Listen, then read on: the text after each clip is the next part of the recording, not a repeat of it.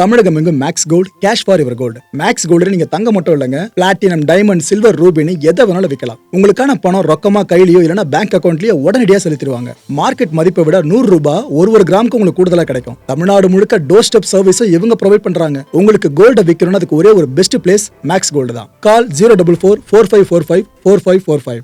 வணக்கம். Big topic with Karthik Mayakumar. Bakrid அதுவுமா கூட அமைதி திருமல மக்களே. அந்த ஒரு நாள் கொஞ்சம் ரிலாக்ஸ் பண்ணுவாங்கன்னு பார்த்தா எங்கே பிரச்சனை மேலே பிரச்சனை தான். ஈரான் கான்ஃப்ளிக்ட் இருக்குல்ல, அதுவும் காசா சார்ந்து தான் முழுக்க முழுக்க பார்க்க போகிற நிகழ்ச்சியில் போகலாம்.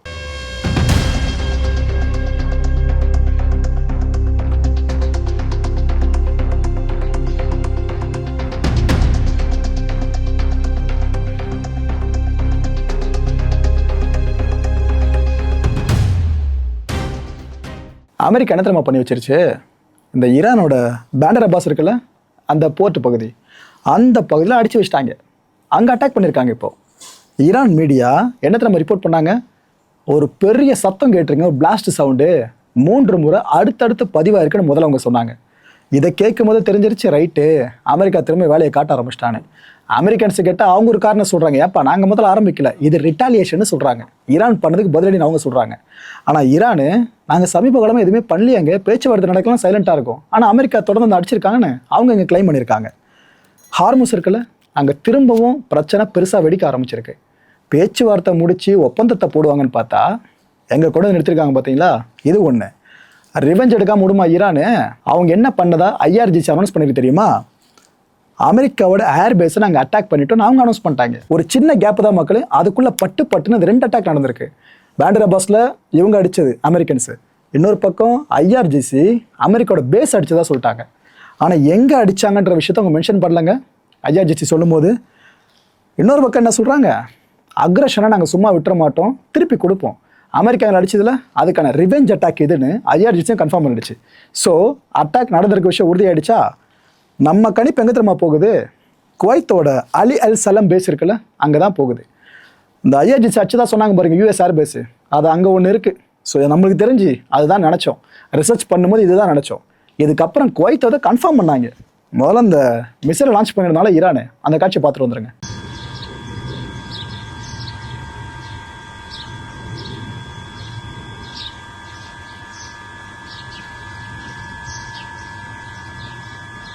குவைத் இது கன்ஃபார்ம் பண்ணால் சரியாக இருக்கும்னு வெயிட் பண்ணோம், கன்ஃபார்ம் பண்ணிட்டாங்க.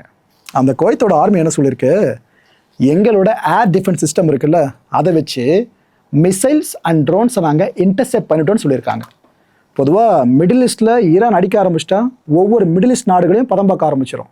ஆனால் இப்போ விஷயம் அவ்வளோ பெருசாக போகலை, குவைத்தை மட்டும் டார்கெட் பண்ணி அடிச்சிருக்காங்க. ஆனால் இந்த குவைத் இந்த மாதிரி இடத்துல சொல்லலை, யார் அடித்தாங்கன்னு மென்ஷனே பண்ணலங்க.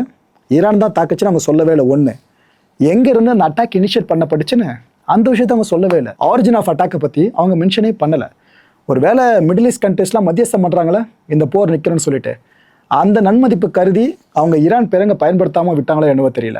ஸோ உனக்கு கிளியராக தெரியுதா, IRGC US பேஸை அடித்ததாக சொல்கிறாங்க. அதே டைமில் குவைத் ஆர்மியும் நாங்கள் இன்டர்செப்ட் பண்ணிட்டோன்னு சொல்லியிருக்காங்க. அப்போ வேற எங்கே அடிச்சிருக்க முடியும் ஈரான்? ஆப்வியஸாக இங்கே தான் அடிச்சிருக்க முடியும்.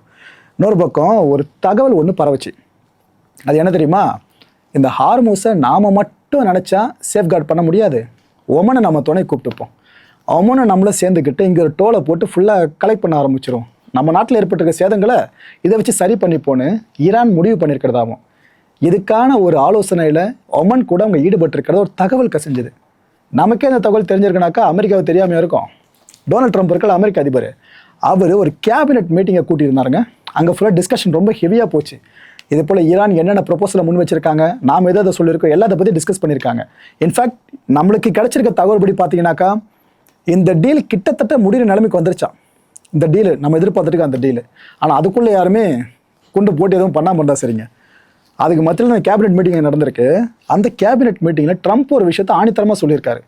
இந்த வெளியான தகவல் இருக்குல்ல, இந்த ஒமன் ஈரான் சார்ந்து, இது அவர் காதுக்கு போயிருக்கு போல இருக்கு.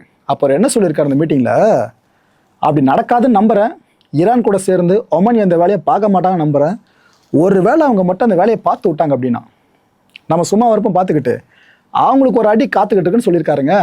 ஸோ ஒமன் ஈரான் சொல்கிறத ஏற்றுக்குச்சு அப்படின்னா ஈரான் மேலே விழுந்துட்டு இருக்க அமெரிக்கன் மிசைல்ஸ் ஒமன் மேலேயே விழுன்றதான் இங்கே அவரோட த்ரெட்டாக இருக்குது. அவர் என்ன காரணம் சொல்கிறாரு, சர்வதேச அந்த வாட்டர்ஸ் இருக்குல்ல, இன்டர்நேஷனல் வாட்டர்ஸ், அந்த பகுதியை ஈரான் சொந்தம் கொண்டாடுறது தப்புன்னு சொல்லிக்கிட்டு இருக்கோம். இல்லை ஒமன் வேற பஞ்சாயத்துக்கு வருமா, சும்மா விட மாட்டேன்னு சொல்லியிருக்காப்புல. இது வரைக்கும் ஒமன் கிட்ட இருந்து எந்த ஸ்டேட்மெண்ட்டும் வரல மக்களே. ஆனால் ட்ரம்ப் சைட்லேருந்து இந்த ஸ்டேட்மெண்ட் வெளியே வந்திருக்கு. பார்ப்போம் ஒமன் அதுக்கப்புறம் என்ன ரியாக்ட் பண்ணுறாங்கன்னு சொல்லிட்டு. யூரோப்பியன் யூனியன் இப்போ நடந்துட்டு இருக்க கலையபுரங்களால் உலகம் முழுக்க பாதிப்பு, குறிப்பாக ஆசிய நாடுகள்லாம் தடுமாறிக்கிட்டு இருக்கு இந்த ஃபியூல் ஷார்ட்டேஜ்னால. யூரோப்லேயே நிலைமை கொஞ்சம் மோசமாக தான் போய்கிட்டு இருக்கு. இந்த யூரோப்பியன் யூனியன் என்ன சொல்லுது, ஈரான் அமெரிக்கா இடையில இப்போ ஆரம்பிச்சிட்டு இருக்க அந்த கிரைசிஸ் இருக்குல்ல, இது ரொம்ப ரொம்ப டேஞ்சரஸான ஒன்றுங்க. உலக அமைதிக்கு ஆபத்தான ஒன்று. அட் த சேம் டைம் இந்த ஜோனே வார் ஜோனாக மாறுவதற்கான சூழல் ரொம்ப பெருசாக எழுந்திருக்கு. இந்த போர் தொடர்ந்து நடக்கணுன்றதுல யாருக்குமே இன்ட்ரெஸ்ட் இல்லை. ஆனால் எதுக்கு நடந்துகிட்டு இருக்குன்னே தெரியலன்னு அவங்க புலம்பி தள்ளியிருக்காங்க. ஒரு உண்மை என்னென்னா, யூரோப்பால் எதுவுமே பண்ண முடியல. ஸ்டேட்மெண்ட் மட்டும் தான் விட முடியுது. ஐநா என்ன பண்ணுதோ அதை மட்டும் தான் யூரோப்பாலையும் பண்ண முடிஞ்சிட்ருக்கு. இன்னொரு பக்கம் காசா, இஸ்ரேல் படம் லெபனானில் மட்டும் தான் அடிச்சிட்டு இருக்குன்னு நினைக்கிறீங்க?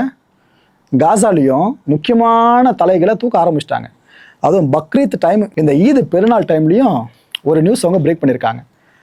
அதாவது இந்த 4 பேர் நிற்கிறாங்களே, இதில் ஏற்கனவே இந்த 3 பேரை ஐடிஎஃப் எலிமினேட் பண்ணிடுச்சு. இதில் 4ஆவது ஒருத்தர் நிற்கிறார், தெரியுதா உங்களுக்கு? இவரை இப்போ நாங்கள் தூக்கிட்டோன்னு ஐடிஎஃப் கிளைம் பண்ணியிருக்காங்க.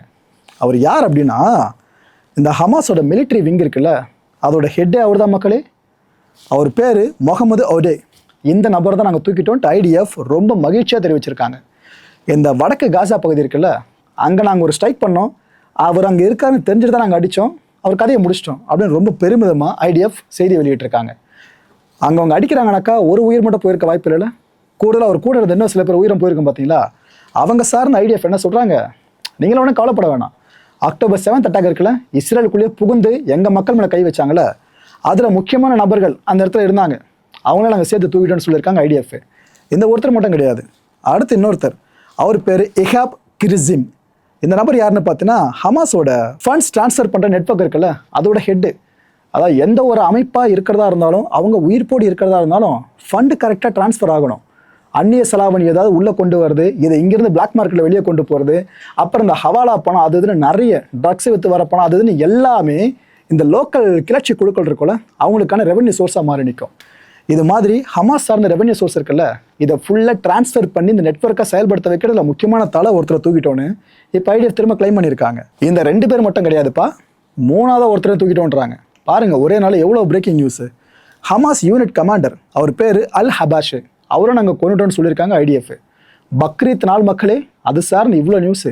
ஆக்சுவலாக இந்த டைமில் அந்த நியூஸை வெளியிடணும்னு ஐடிஎஃப் வெயிட் பண்ணிட்டு இருந்தாலும் என்னவோ தெரியல, ஒன்று வெளியிட ஆரம்பிச்சிருக்காங்க.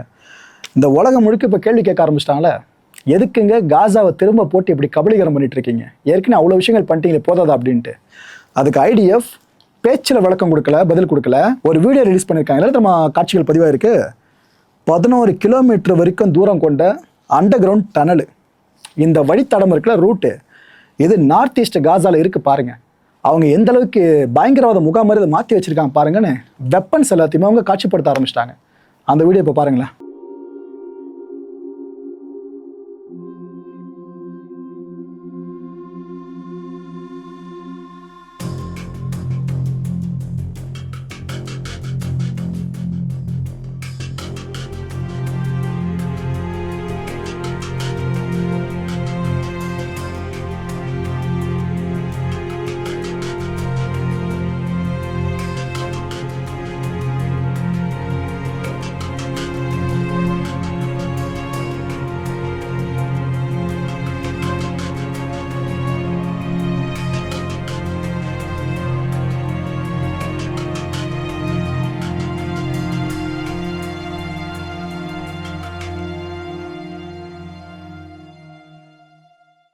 ஸோ ஈகை பெருநாளையும் பாலஸ்தீன மக்களுக்கு அமைதி இல்லைன்றது லிட்டரலாக தெரியுதுல.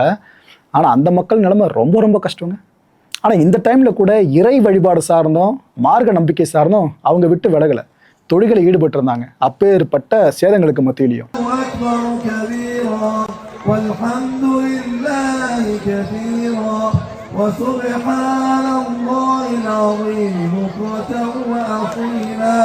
نصر عبدا وأعز جندا وهزم الأحزاب وحدا لا إله إلا الله الله أكبر الله أكبر الله لا إله إلا الله الله أكبر الله أكبر ولله الحمد الله أكبر الله أكبر الله أكبر لا إله إلا الله